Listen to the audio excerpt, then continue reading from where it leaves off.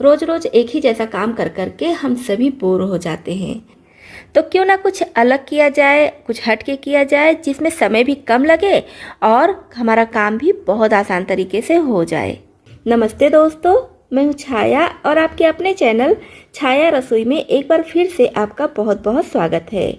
हमेशा की तरह फिर से आपके लिए बहुत यूजफुल टिप्स एंड ट्रिक्स लेकर आई हूँ, जिससे आपका काम करना काफ़ी आसान होगा, आपके समय और पैसे भी बचेंगे। तो दोस्तों, इसी तरह से और भी ज़्यादा यूजफुल टिप्स एंड ट्रिक्स देखने के लिए हमारे फेसबुक पेज को भी फॉलो करें। साथ ही साथ कमेंट बॉक्स में लिखकर ज़रूर बताएं कि इस चैनल का वीडियो आप किस शहर या फिर किस गांव से देख रहे हैं। हम सभी कोशिश करते हैं कि हमारे घरों में मच्छर ना आए, लेकिन थोड़ी सी सावधानी ना बरती जाए तो ढेर सारे मच्छर आ जाते हैं। तो वैसे तो हम लोग मच्छरदानी लगाते हैं, हर जितने मेंबर हैं सब लोग मच्छरदानी में ही सोते हैं। लेकिन कभी कभी होता है कि कोई गेस्ट आ गया तो फिर उसके लिए व्यवस्था करनी पड़ती है। मतलब कि बहुत से लोग हैं कि जो मच्छरदानी में सोना नहीं पसंद करते हैं, तो उनके लिए कुछ व्यवस्था करनी पड़ती है, जैसे कि कॉइल जलाना पड़ता है मच्छर को भगाने के लिए, या फिर ऑल आउट वगैरह लगाना पड़ता है, या तो फिर इस तरह की अगरबत्ती। तो मच्छरदानी के अलावा बाकी जितने भी चीज़ें हैं मच्छर को भगाने के लिए, सब काफ़ी नुकसानदेह हैं, काफ़ी हार्मफुल हैं। तो हम अगर इसको ऐसे ही जलाकर रात में सो जाएंगे, या कोई भी सो जाए इसको ऐसे ही जलाकर, तो क्या होता है, पूरी अगरबत्ती जल जाती है, जिसकी वजह से घर में ढेर सारा धुआं फैल जाता है और इसकी महक भी अच्छी नहीं होती है और ये नुकसानदेह भी होता है।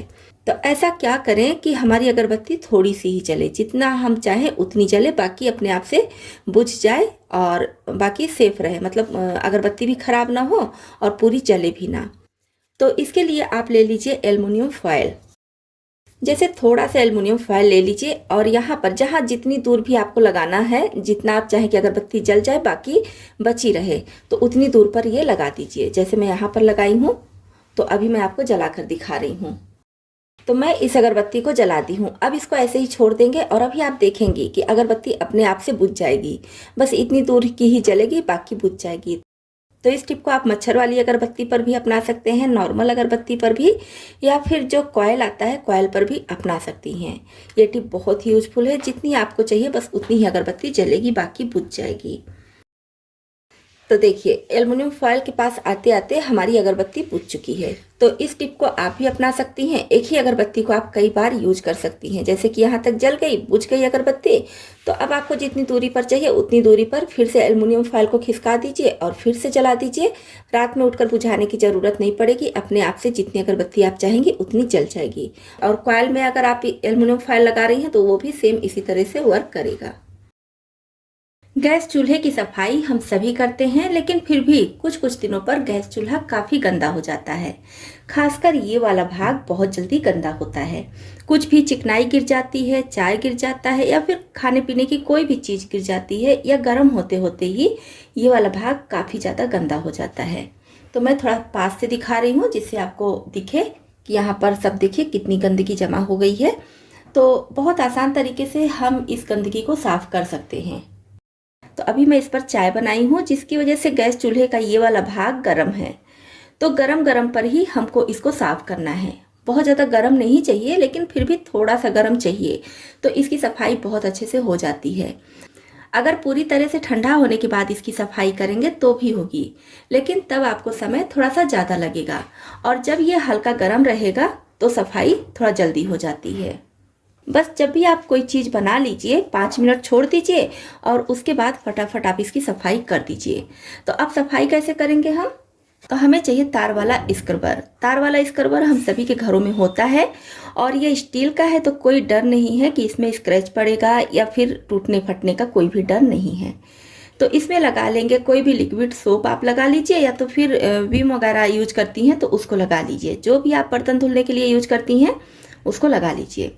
अब इसको हम तार वाले स्क्रबर से रगड़कर साफ करेंगे। तो देखिए अभी हल्का गर्म है ये, इसमें से देखिए भाप निकल रहा है। बहुत ज़्यादा गर्म नहीं है कि हाथ जले, बस हल्का ही गर्म है।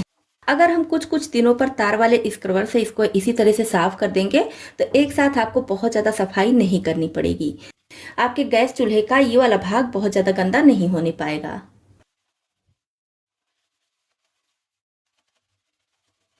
तो ये देखिए बहुत अच्छे से ये साफ हो चुका है। अब बस हल्के गीले कपड़े से पोंछ देंगे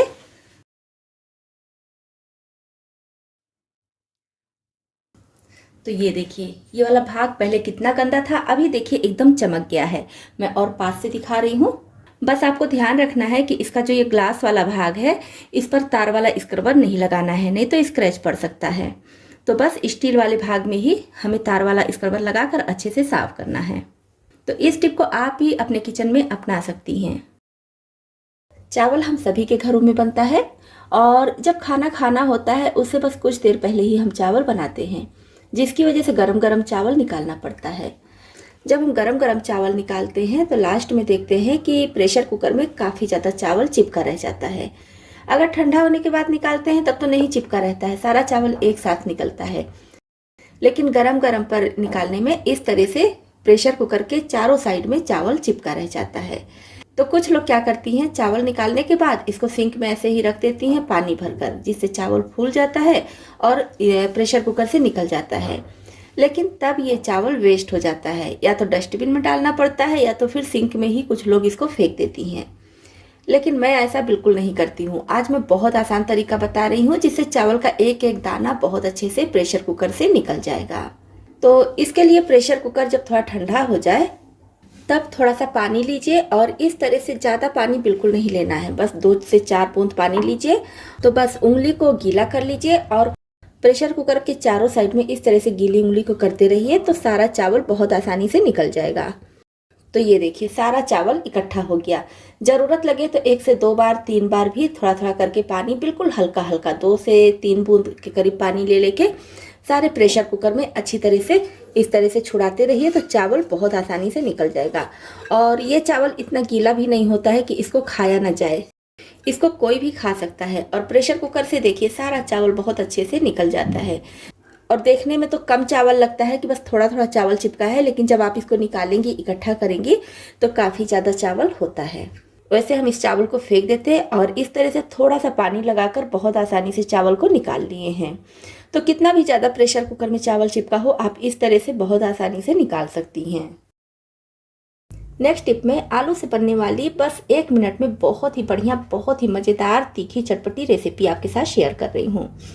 तो इसके लिए उबले हुए आलू को लेंगे और आलू को इस तरह से पतले पतले स्लाइस में कट कर लेंगे। तो आलू जब अच्छी तरह से ठंडा रहेगा ना, तो चाहे जितने पतले स्लाइस में कट करना चाहें, कट हो जाता है। अब इसमें डाल देंगे स्वाद अनुसार नमक और थोड़ा सा बुकनी मसाला डालेंगे। ये वही बुकनी मसाला है, इसका वीडियो मैं शेयर कर चुकी हूँ। साबुत धनिया, साबुत सूखी हुई लाल मिर्च और साबुत जीरा को भूनकर उसको पीस ली हूँ। तो ये आपकी बहुत सारी रेसिपी में यूज हो सकती है, तो आज मैं इसमें डाल रही हूँ। तो आप अपने हिसाब से कम ज़्यादा ऐड कर लीजिएगा।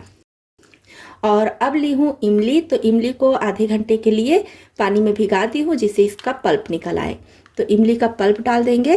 तो आप अपने हिसाब से इमली का पल्प कम ज़्यादा ले लीजिएगा।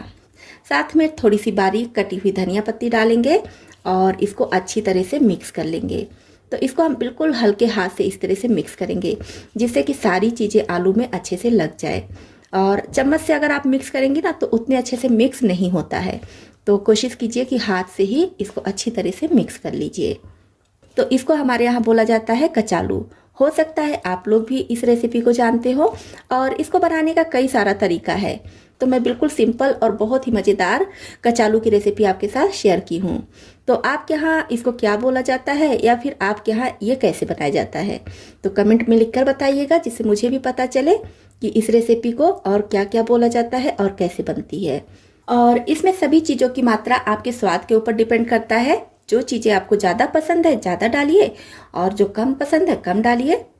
और इसको हम खाएंगे टूथपिक से। टूथपिक से खाने में बहुत मज़ा आता है। वैसे आप चाहे तो फॉर्क से या फिर स्पून से भी खा सकते हैं।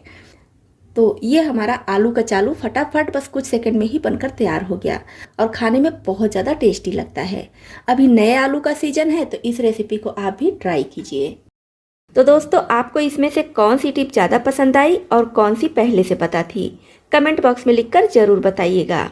इसी तरह से और भी ज़्यादा यूजफुल टिप्स एंड ट्रिक्स देखने के लिए, और अगर आप चैनल पर नए आए हैं तो हमारी यूट्यूब फैमिली में शामिल होने के लिए इस चैनल को सब्सक्राइब भी कर लीजिएगा।